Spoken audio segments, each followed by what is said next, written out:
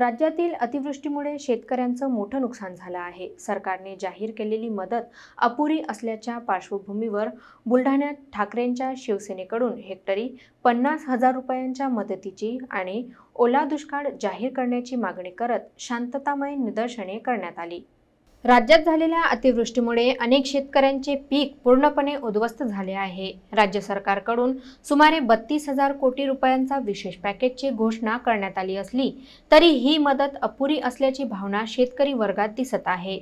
या पार्श्वभूमीवर ठाकरेंच्या शिवसेनेने राज्यभरात सरकारविरोधात शांततामय आंदोलन सुरू केले आहे।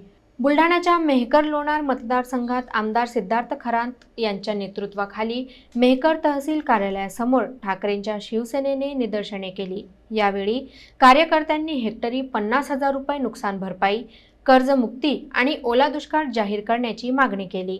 निदर्शनादरम्यान वक्त्यांनी सरकारने तातडीने मदत जाहीर करून शेतकऱ्यांना दिलासा द्यावा अशी मागणी केली।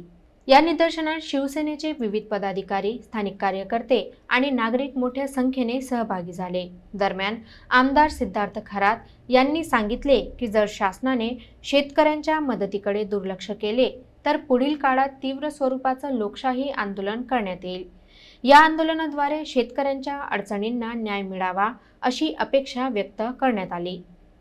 तरी शासन निर्णयाचा याला सपोर्ट दिलेला नाही आणि जोपर्यंत हातात शासन निर्णय येत नाही तोपर्यंत आपण स्वस्थ बसायचं नाही आणि एकरी 50,000 म्हणजे 50,000च घेतल्याशिवाय आपल्याला स्वस्थ बसायचं नाही।